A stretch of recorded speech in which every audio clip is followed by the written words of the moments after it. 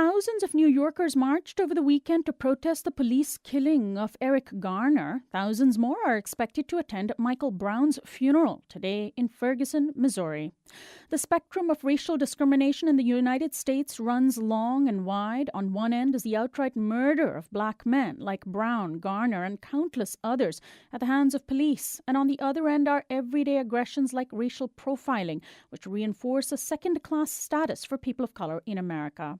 Representing that other end of the spectrum is a settlement that Macy's department store agreed to pay last week to the tune of a $650,000 fine. The fine is in response to the store's notorious racial profiling policy in New York State, which singled out minority shoppers. Barney's department store, also based in New York, agreed to pay a $525,000 fine for arresting and harassing black customers after they made large purchases. The election of Barack Obama to the presidency has made many white Americans feel that racism is no longer an issue in the U.S., but study after study confirms that racism remains ingrained in the minds of Americans, and the everyday onslaught of discrimination can take a deep toll on the psyche of black Americans and people of color. My guest is Jody Armour, the Roy P. Crocker Professor of Law at the University of Southern California. He's the author of Negrophobia and Reasonable Racism, The Hidden Costs of Being Black in America. He's also a Soros Justice Senior Fellow at the Open Society Institute's Center on Crime, Communities, and Culture. He now joins me in studio. Welcome to Uprising. Good to be with you. Thanks so much for joining us. Well, do you agree with the idea that police brutality against people of color, and particularly African Americans, and racial profiling in department stores like Macy's are really part of the same spectrum of American racism, or is that far-fetched? Oh, yeah, no, it's spot on, actually. They're both faces of the black tax. The black tax takes many forms. I call the black tax that the stereotypes that black people suffer and the discrimination they suffer as a result of negative derogatory stereotypes about them. These stereotypes can be rooted in racial statistical generalizations or unconscious biases. Let me give you one example of statistical generalizations. Jesse Jackson said, "Nothing at this point in my life bothers me more than to walk down the street, hear suspicious footsteps, start thinking robbery, turn around, see a white face, and feel relieved." All right, that goes to the statistical difference between crime rates in white communities versus black communities. And the statistics really are there. It's not just a figment of our imagination. You know, it may sadden but not surprise us that you take a group of people, disproportionately concentrate them in desperate circumstances, they'll disproportionately turn to desperate undertakings like crime. So the disproportionate involvement of blacks in crime, given that so many blacks are concentrated in the lower socioeconomic kind of parts of society, doesn't surprise us, right? But the question is, what are we going to do about it? How are we going to treat people from that group on the basis of those statistical generalizations? Do we say, okay, since there are these rational relationships in some kind between race and risk of crime, we're going to profile and allow people to profile? That's been the practice for the last 30 years. But when we come, for example, to the war on drugs, aren't the statistics actually pointing in the other direction? Oh, yeah. When it comes to the war on drugs, where it's not at all clear that what we're seeing isn't a figment of the enforcement priorities of law enforcement itself. That is, the drug use rate among blacks and whites is roughly the same, but blacks are arrested at a much higher rate, convicted at a much higher rate. But when it comes to violent crime, Sonali, you can't fudge toe tags. Right? You can't fudge body bags. And there are lots more of those in the black community, and there's a lot more of those. When it comes to violent crimes, we can't deny this kind of statistical relationship, and that is what they're really kind of claiming. Someone like Jesse Jackson supports his feeling more relieved when he sees a white than a black face. So that doesn't mean we have to roll over and say because there's a statistical relationship between race and crime that it's always reasonable to consider it. Let me give you one quick example. A black couple some years ago in Times Square, when it was a little different place than it is today, was taking in a movie. It was 11 p.m. The doctor came out. It was raining, so his 5-month pregnant wife, he told to stand under the marquee. He ran and got the car, got back. She was gone. He found later that she'd been arrested, strip searched, and booked for loitering with the intent to prostitute. Now, let's say, for the sake of argument, just go through the analysis that at that time in Times Square, there was a disproportionate amount of prostitution happening in Times Square. Disproportionate amount of it was being carried on by unescorted women, a disproportionate amount of it between the hours of 10 p.m. and 2 a.m., and a disproportionate amount of it by women of color.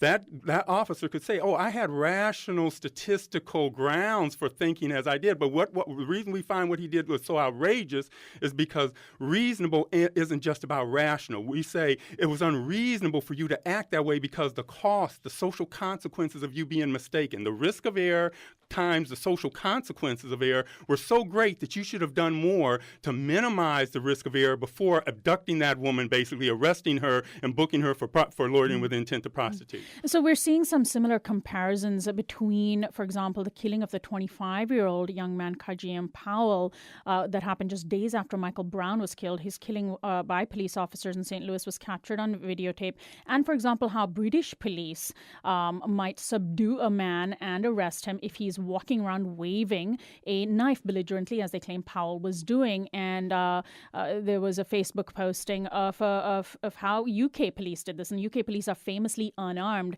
They tased the man in question, surrounded him, arrested him. Nobody got killed. And so even when it comes to sort of police interactions with members of the Black community, we see this very extreme shoot to kill, shoot first and then deal with the consequences mentality as well. Yeah, and even that, Sonali, may reveal unconscious mental processes that even racially liberal officers are having trouble controlling. I'm looking at a lot of studies lately. This is one of the things I do over at USC quite a bit as I try to connect law and empirical data. And what we're finding is that on an unconscious level, people who mean well discriminate automatically. This is the implicit bias issue? Implicit bias, yes. Yeah. You take similarly situated whites and blacks, and especially when it comes to threatening behavior like having a weapon in their hand. What up in Stanford, Jennifer Eberhardt has found is that police officers and others more readily make mistakes about ambiguous black figures than whites when it comes to having weapons in their hands. And this is really disturbing.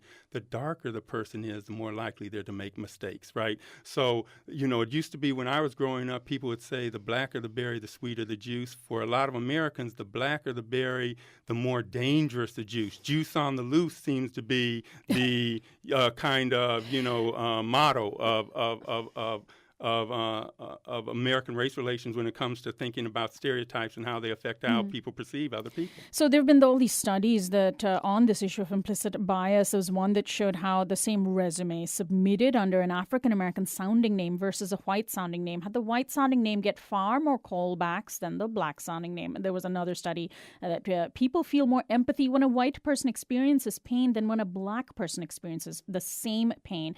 This research goes on. And I'm wondering how much you think our own sort of pop culture contributes to this, because we don't see TV shows, the things that people are exposed to on a day-to-day basis as a reflection of our society. It doesn't really reflect our society, does it? No, it doesn't. And the sad thing is, what we're finding is, even if you had black faces where many of the white faces are, you might not get very different results.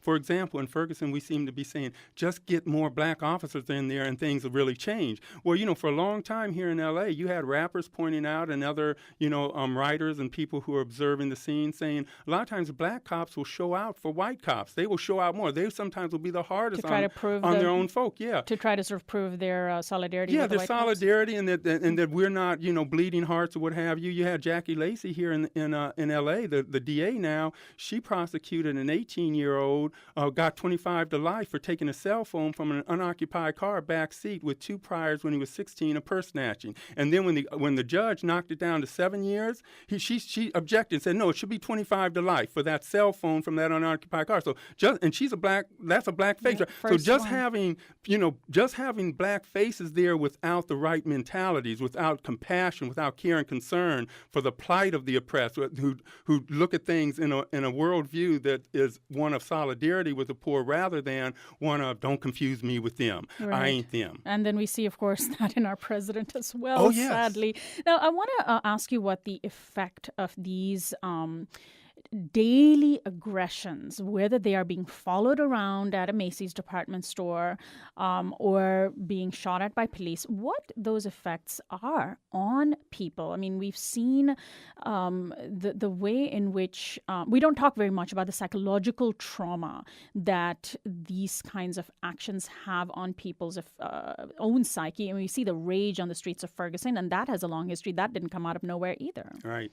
Microaggressions have a cumulative effect. I call it, along with some other scholars, spirit murdering.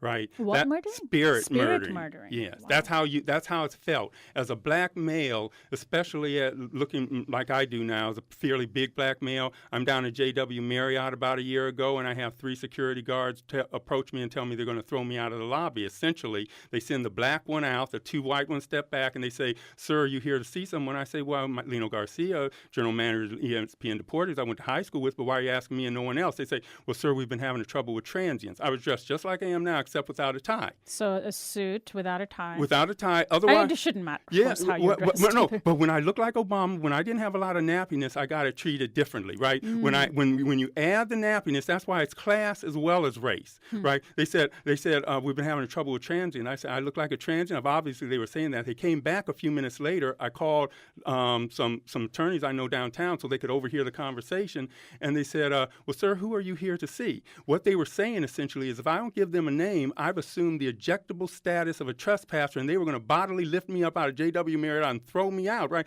That's the kind of microaggressions that blacks are experiencing, the spirit murders that blacks are experiencing over and over. And what it makes you feel like is like a screen. I'm walking down the street, I'm a screen for the projection of a lot of folks' most pornographic images of black maleness. Right, and that weight on your mind and on your soul and spirit, day in and day out. I'm surprised that more people don't just crack under the weight of it.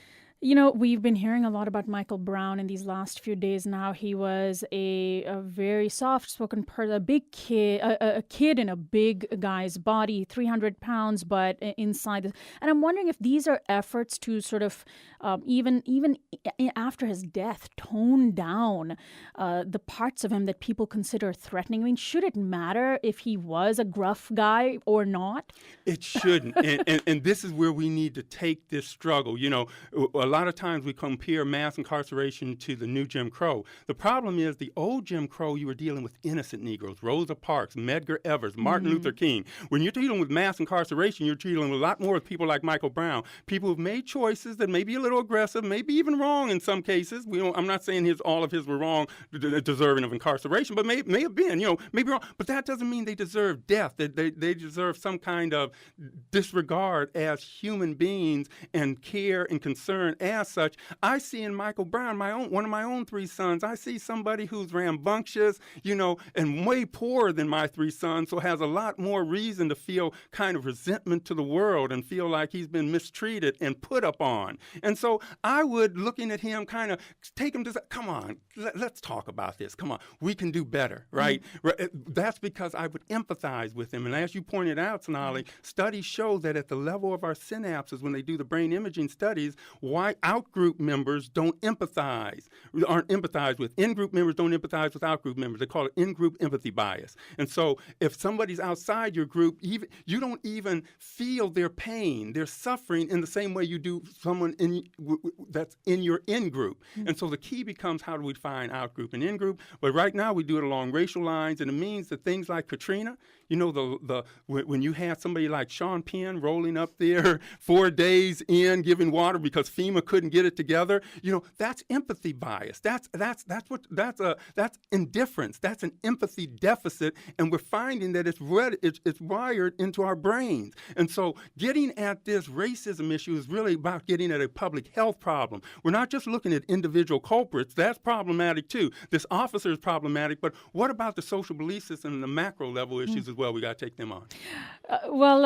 Professor Armour, you just returned, I understand, from San Quentin prison, where you worked with groups like No More Tears and Real Choices, and you've been working with people who are serving life sentences. There's a significant portion of people of color that have literally been disappeared from American society and that are living behind bars, invisible to us. Is that also part of the spectrum of racism that we are discussing? Oh, there's a direct link between Ferguson, Barney's, Macy's, and San Quentin, and we need to see it. When I was in San Quentin dealing with those prisoners, the inmates, I saw demographically exactly what I see when I turn on the TV and look at Ferguson.